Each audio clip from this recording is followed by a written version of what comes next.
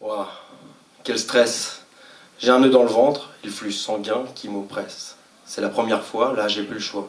Face à moi, ses yeux pour seule loi, guidés par un flot de réaction, je m'emporte, je m'emballe, je monte le son. Pour une danse, un échange à l'unisson, j'espère. Je laisse remuer mes lèvres et ferme les paupières. Un pote qui l'a fait avant moi m'a conseillé de commencer là, dans le creux de l'oreille. Celui qui reçoit sans pareil. Et mettre en route le corps, se livrer un peu plus encore. De tribord à bâbord, viser les lèvres, le cerveau, peut-être le cœur. Et là, s'éloigne la peur. Et là, c'est la tempête. L'émotion, le rythme monte en intensité. Alors si je veux pas y rester, je vais devoir calmer, alterner, ralentir, s'autoriser à sentir. Déstressé, je m'autorise à partir au loin, là. Et laisse ma voix, mon souffle rauque s'échapper. Des souffles rauques, ils accentuent l'intensité, peut-être croire que c'est surjoué. Je tiens pas à ce que ça retombe comme un soufflet, se tenir encore un peu, sentir, tenir.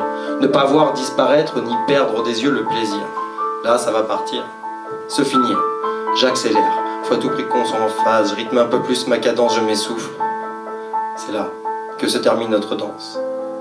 Des mots chuchotés, comme pour terminer, qu'on appelle ça passer à la casserole, au chaudron ou dans le bastion. Je suis bien content de passer là, moi, mon texte, mes guiboles. Passer par la banlieue de rock Paname pour se mettre au slam. On me critique comme provincial, beauf caustique.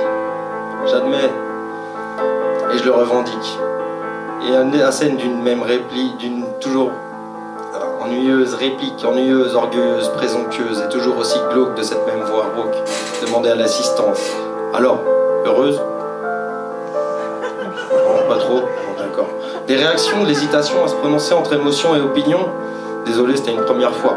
Et comme cette première fois, elle n'a pas osé me dire perdre son pucelage, alors qu'à ce même moment, lui tenant les mains, j'ai resté des plus sages. T'es vierge? Il fallait le dire, putain. Faut dire les choses, nom d'un chien. Elle, moi, vous, nous, humanité.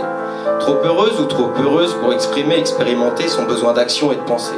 Soyons les animaux sociaux que nous sommes, car si on en fait la somme de cette évolution, libido, instinct, émotion, échange, conscience, communication, spiritualité et art, quand l'ébullition artistique exprime et mesure par les émotions le trop-plein de pression exercée par le système humanité et toutes ses perversions.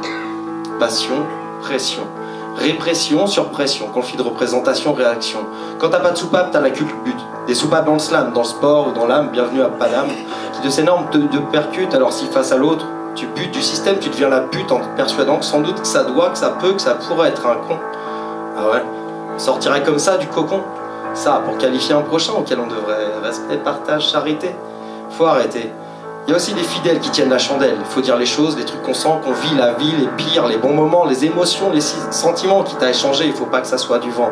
Alors si la vie est une partouze, quand tirer sa crampe revient à botter le cul de la mort en chantant, moi, avec ma tête, mon cœur et mes couilles, quand je vois qu'autour de moi c'est bandant, je suis actif physiquement, je progresse relation socialement, philosophie de comptoirement. Parce que j'aime trop jouir, et jusqu'à preuve du contraire, le meilleur, c'est collectivement.